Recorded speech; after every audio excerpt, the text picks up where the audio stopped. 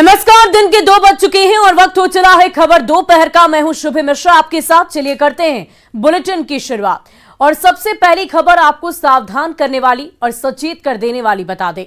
एक शख्स शादी का झांसा देकर कॉल सेंटर में काम करने वाली महिला सहकर्मी को मुंबई से दिल्ली लेकर आ गया। जब युवती ने शादी का दबाव बनाया तो युवक ने हत्या कर शव के कई टुकड़े कर दिए, फिर उन्हें दिल्ली के अलग अलग ठिकानों में फेंक दिया। घटना के करीब 5 महीने बाद वारदात का खुलासा होने पर पुलिस ने आरोपी आफताब अमीन पूनावाला को गिरफ्तार कर लिया है। पुलिस ने बताया कि 59 वर्षीय विकास मदान वाकर ने 8 नवंबर को अपनी बेटी के अपहरण की एफआईआर दिल्ली के महरौली थाने में दर्ज कराई थी। पीड़ित ने बताया कि वो परिवार सहित महाराष्ट्र के पालघर में रहते हैं। पीड़ित की 26 वर्षीय बेटी श्रद्धा वाकर मुंबई के मलाड इलाके में स्थित बहुराष्ट्रीय कंपनी के कॉल सेंटर में नौकरी किया करती थी। यहीं पर श्रद्धा की मुलाकात आफताब अमीन से हुई। जल्द ही दोनों एक दूसरे को पसंद करने लगे और वो लिव इन रिलेशनशिप में रहने लगे। जब परिवार को इस रिश्ते के बारे में जानकारी मिली तो उन्होंने विरोध करना शुरू कर दिया। तो ये बड़ी खबर आप देख पा रहे होंगे। हैरान करने वाली, सोचने वाली एक खबर। आफताब ने युवती के 35 टुकड़े कर दिए। इस बेरहमी से की गई हत्या को लेकर इस वक्त हर ओर चर्चा की जा रही है। जंगल में हर रात उस टुकड़े को अलग अलग जगह पर फेंका गया। जिस व्यक्ति से कोई प्यार करे, प्यार संबंध रखे, प्रेम के रिश्ते से जुड़ा हो, आखिर उसे इतनी दर्दनाक मौत कोई कैसे दे सकता है। तो दिल्ली में फिलहाल इस पूरे मामले को लेकर केस दर्ज किया गया था। ये दोनों एक दूसरे के साथ लिव इन रिलेशनशिप में रह रहे थे और आफताब ने युवती के 1-2 नहीं बल्कि 35 टुकड़े किए और हर रात अलग अलग जंगल की जगहों में 2 अंग फेंका करता था। तो युवती ने शादी का दबाव बनाया और इसी से उत्तेजित होकर, गुस्से में आकर, आक्रोश में आकर आफताब ने उसके 35 टुकड़े कर डाले। तो इस पूरे वारदात को लेकर चारों तरफ सिर्फ और सिर्फ चर्चा हो रही है। लिव इन में यह खौफनाक कत्ल की वारदात को अंजाम दिया गया है। युवती ने सिर्फ और सिर्फ शादी का दबाव बनाया क्योंकि वो दोनों कई दिनों से लिव इन रिलेशन में रह रहे थे और इस बात की जानकारी उनके परिजनों को लग गई थी और परिजन इस रिश्ते के खिलाफ थे। और ऐसे में युवती ये चाहती थी कि वो दोनों जन्मों जन्मों के लिए एक दूसरे के हो जाएं, एक साथ हो जाएं। लेकिन शायद ये बात आफताब को मंजूर नहीं थी। लेकिन इस नामंजूरी का ये अंजाम भुगतना होगा, शायद इसने कभी सोचा ना होगा। आफताब ने युवती के 35 टुकड़े कर डाले और जंगल के अलग अलग कोनों में 2-2 अंग हर रोज वो फेंका करता था। तो लिव इन में इस खौफनाक कत्ल की चर्चा हर ओर हो रही है। जब परिवार को इस रिश्ते के बारे में जानकारी मिली तो विरोध शुरू कर दिया गया और उसके बाद इस पूरी वारदात को आफताब ने अंजाम दिया। इस खौफनाक हत्या की साजिश उसकी तरफ से रची गई।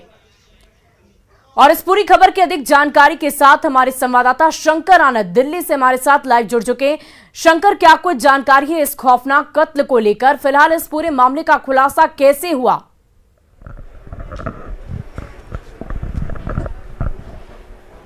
शंकर, इस मामले पर जो खुलासा हुआ है साउथ दिल्ली की महरौली थाना पुलिस ने साउथ दिल्ली की महरौली थाना पुलिस ने इस मामले का पर्दाफाश किया है। और जो लड़की है, लड़की का नाम श्रद्धा है और लड़के का नाम आफताब है।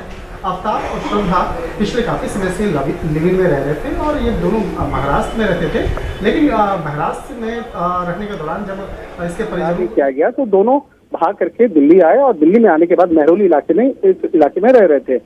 इसी दौरान में आफताब और श्रद्धा के बीच में किसी बात को लेकर अनबन होती है और अनबन होने के बाद आफताब के द्वारा श्रद्धा को मार दिया जाता है, उसे गला घोट के मारा जाता है। उसके बाद छोटे छोटे टुकड़े करने के बाद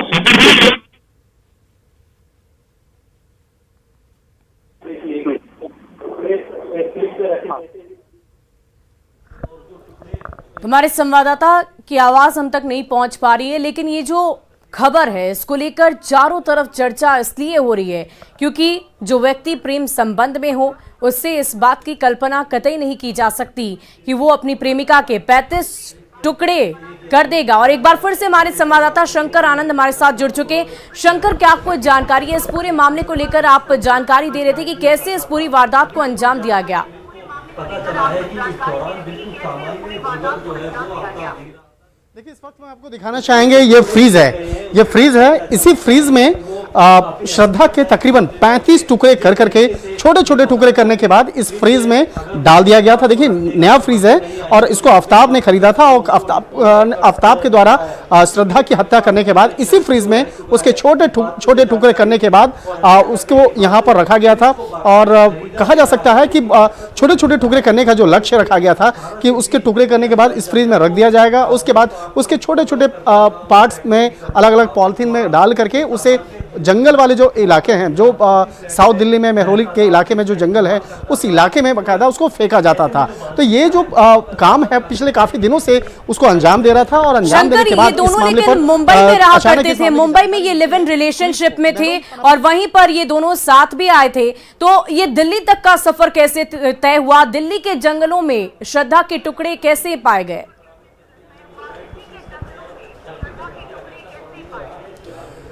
देखिए, मुंबई के दोनों रहने वाले हैं, श्रद्धा और आफ्ताब दोनों मुंबई के रहने वाले हैं।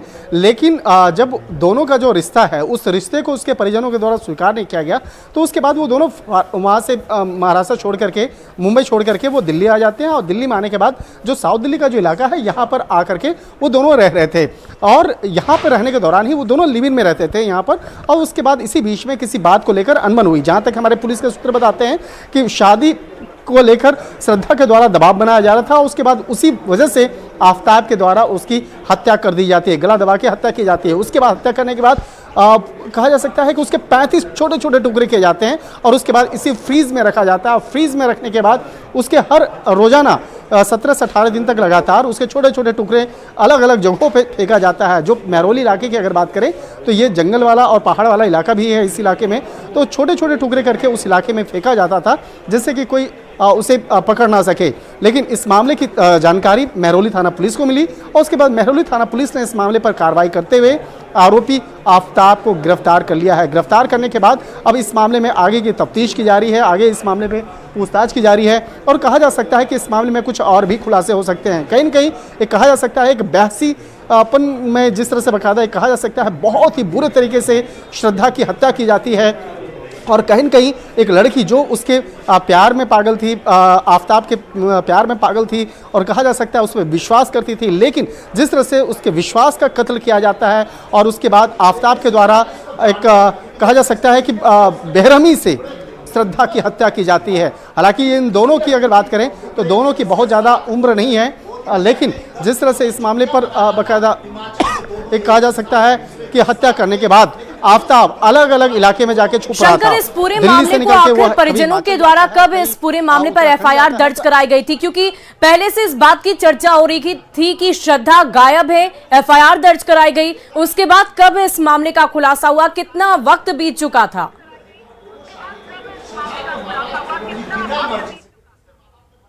देखिए, इस मामले में जो श्रद्धा के जो माता पिता हैं वो लगातार इस मामले पर वो संपर्क में सोशल मीडिया के माध्यम से नज़र बनाए हुए थे कि श्रद्धा के हर पोस्ट को देखते थे कि किस तरह से बातचीत हो रही है, किस तरह से जानकारियां हैं सोशल मीडिया के माध्यम से मिल रही थी। लेकिन देखा गया कि कुछ दिनों के बाद अचानक उसके पोस्ट आने बंद हो गए और उसका जो मोबाइल है उस मोबाइल में भी व्हाट्सएप का जो एक कहा जा सकता है इंटरनेट वो आना बंद हो गया। तो समझा उसी वक्त में उसके परिजनों को थोड़ी सी शंका हुई कि अचानक उसका मोबाइल फ़ोन पे कोई गतिविधि नहीं हो रही है, उसका सोशल मीडिया अकाउंट्स पर वो कोई गतिविधियाँ नहीं हो रही है। जबकि श्रद्धा जो है वो कॉल सेंटर में काम करती थी, वो हमेशा मोबाइल फ़ोन पे एक्टिव रहती थी।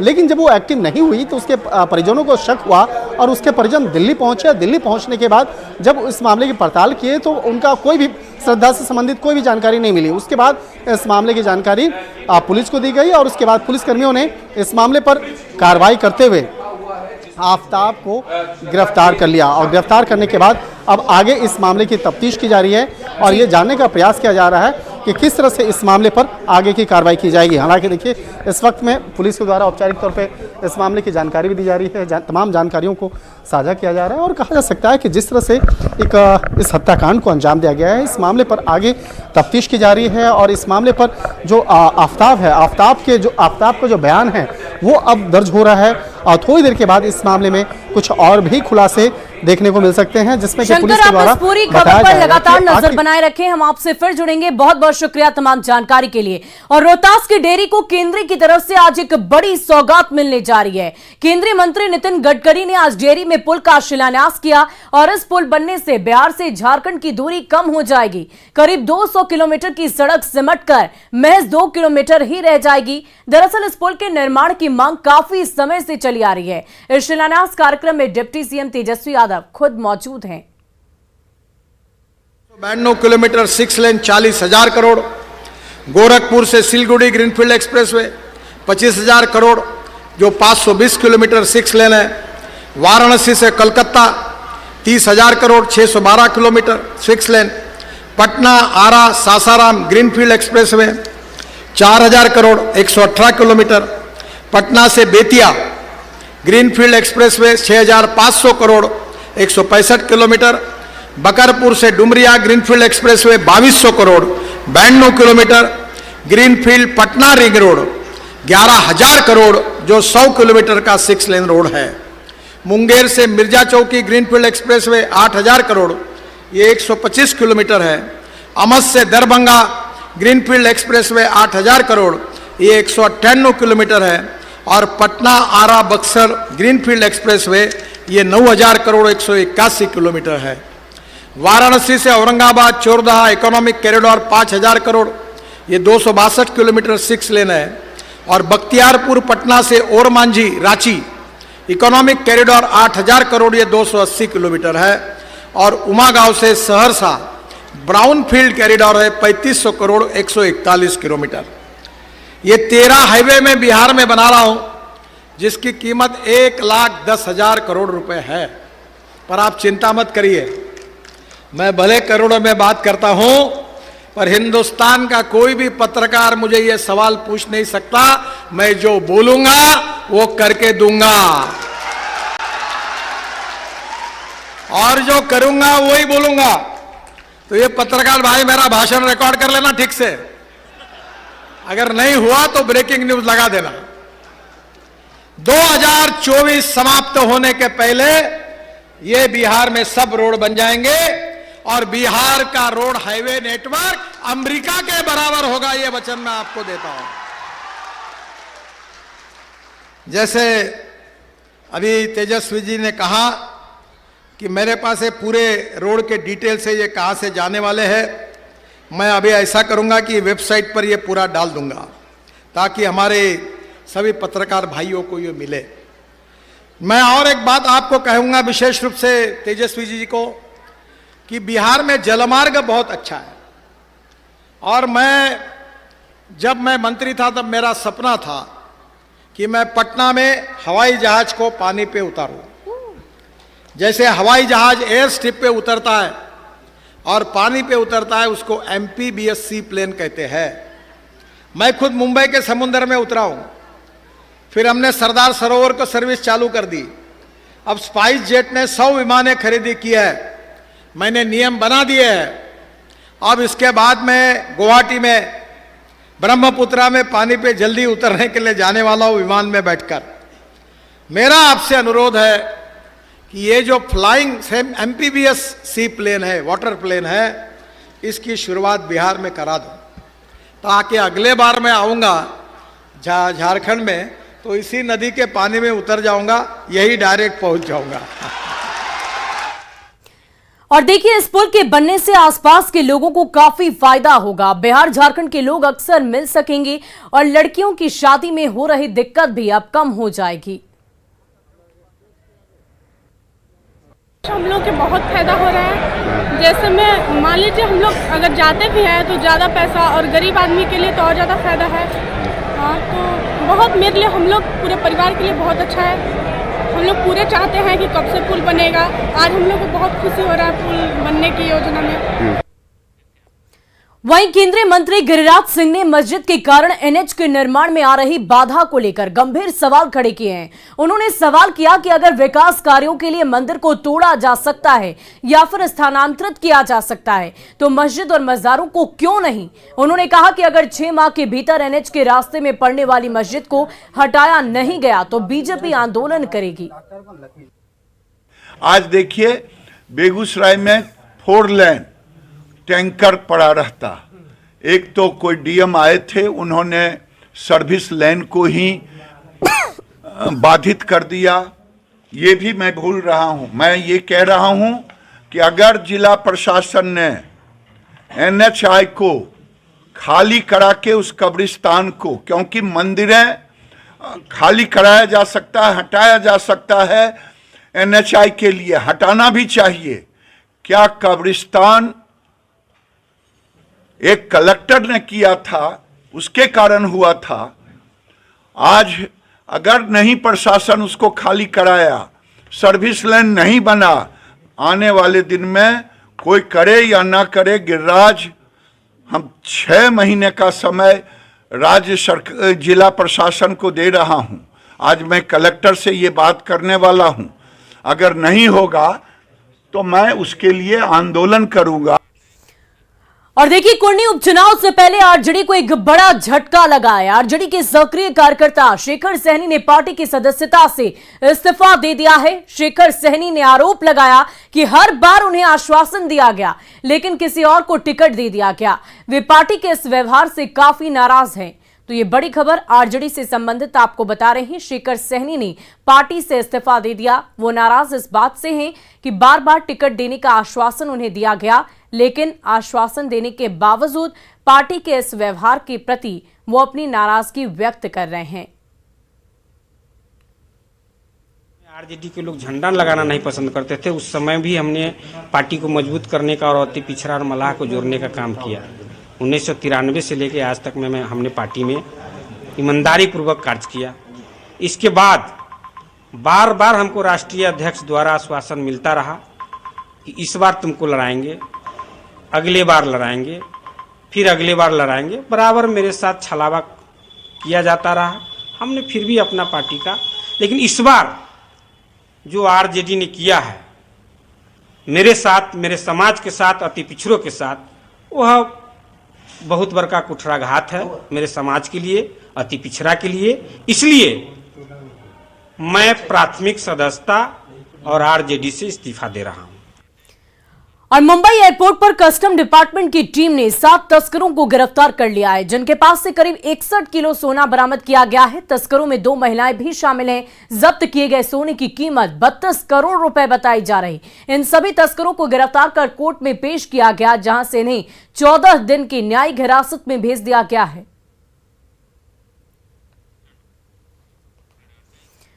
वहीं सांबा जिले की घगवाल इलाके में पाकिस्तानी गुब्बारा मिलने से दहशत का माहौल है। यह गुब्बारा जम्मू पठानकोट NH पर स्थित Bharat petroleum petrol pump Ghagwal में मिला है। बताया यह जा रहा है कि गुब्बारा 10 बजे के करीब घगवाल के भारत पेट्रोलियम पेट्रोल पंप पर गिरा था, जहां काम करने वाले कर्मियों ने उसे देखते ही सिक्योरिटी गार्ड को जानकारी दी। गुब्बारे पर पाकिस्तान के झंडे का निशाना भी बना हुआ था। पुलिस ने उसे अपने कब्जे में ले लिया। आपको बता दें कि कुछ दिन पहले भी इसी आकार का गुब्बारा सांबा क्षेत्र से मिला है। घगवाल का पंप है, घगवाल में है ये। हम यहाँ पे खड़े थे सभी, एक वहाँ से गुब्बारा आया उड़ता उड़ता, यहाँ पे गिरा। हमने सोचा पता नहीं क्या है ये। इधर आया तो हमने उस पर जब देखा तो उस पर पाकिस्तान का फ्लैग का वो निशान होता है वो बना हुआ था। हमने जब देखा उसको तो वो उस पर था कुछ नहीं, बस ऐसे ही था, एक गुब्बारा ही था। और फिर हमने सोचा पता नहीं कि क्या है। हमने पुलिस को इन्फॉर्म कर दिया। पुलिस वाले आए थे, उन्होंने देखा वगैरह, वो गुब्बारा वगैरह ले गए। अभी आगे पता नहीं क्या कहते हैं। था तो कुछ नहीं, बस ऐसे नॉर्मल ही था। आगे नहीं पता हमको। लिखा था उर्दू में लिखा हुआ था, हमको कुछ समझ नहीं आया, उर्दू हमें आती नहीं है। तो बस यही था कि उसमें फ्लैग बना हुआ था पाकिस्तानी। सर इधर से आया उड़ता उड़ता और इधर गिर गया। तो हमने बस उठा के यहाँ से ले आए। फिर कितने बजे की बात आती है सर? करीब हमने कोई 10 बजे, कोई 5-10 की बात है। अच्छा। पैनिक होने की, नॉर्मल फ्लैग था, अभी पता नहीं क्या था कि उसमें क्या कोई पुलिस वाले हो सकता है। और देखिए, इस वक्त की बड़ी खबर दरभंगा से आपको बता दें, जहां बहेड़ा थाना क्षेत्र के हावी भोआड़ गांव में खेत में गिरे गिद्ध के शरीर पर सेंसर मिला है। सेंसर को देख स्थानीय लोगों में हड़कंप मच गया, जिसके बाद लोगों ने पुलिस को खबर दी। मौके पर पहुंची पुलिस ने गिद्ध को अपने कब्जे में लिया है और पूरे मामले की जांच में जुटी हुई है। इस सेंसर को देखकर कई चर्चाएं शुरू हो गई है। कोई इसे खुफिया विभाग से जोड़ रहा है तो कोई दुश्मन की साजिश भी बता रहा। फिलहाल पुलिस मामले की तफ्तीश में जुटी हुई है। वन विभाग के वनपाल और एन झा ने कहा कि वन विभाग को बहेड़ा पुलिस को सूचना दे दी गई है और इस सूचना के आधार पर आगे की कार्रवाई की जाएगी। ये गिद्ध जो था तो बहेड़ा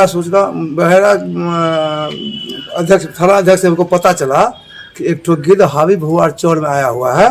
हाँ, आप वहाँ पर आइए। हम वहाँ पर गए, देखिए गिद्ध वहाँ पर था। गिद्ध पर जब गए तो वहाँ पर हम मसहरी लेकर के जाल लेकर उसको चारों बगल से पहले इसको ढक दिए।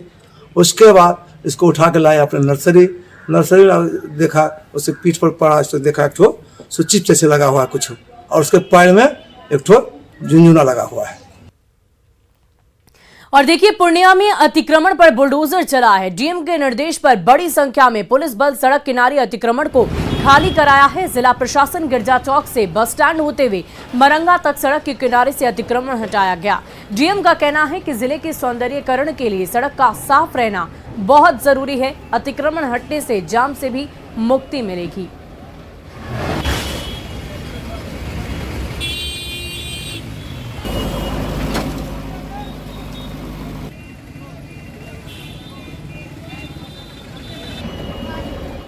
वहीं खगड़िया में डीजे की धुन पर हथियार लहराने का एक वीडियो सामने आया है। डीजे की धुन पर एक युवक खुलेआम फायरिंग कर रहा। इस युवक को ना तो कानून का खौफ है और ना ही किसी का डर। तस्वीर में दिख रहा शख्स जिस तरह फायरिंग कर रहा है, अगर गलती से भी निशाना चूका तो किसी की जान जा सकती है। ये वीडियो सोशल मीडिया पर वायरल है। हालांकि न्यूज़ 18 इस वायरल वीडियो की पुष्टि नहीं करता। फिलहाल मामले की तफ्तीश की जा रही है और इस पूरे मामले को संज्ञान में लेते हुए आगे कार्रवाई की जाएगी। ये तस्वीरें आप देख पा रहे होंगे। ये युवक बिल्कुल मस्ती में झूमता गाता नजर आ रहा और हाथ में पिस्टल लहराता नजर आ रहा है।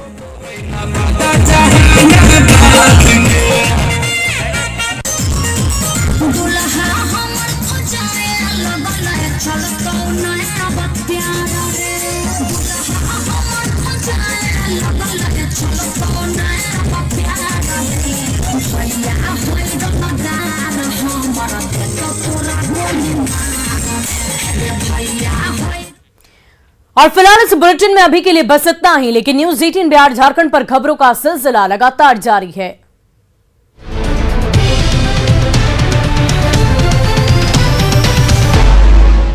Headlines presented by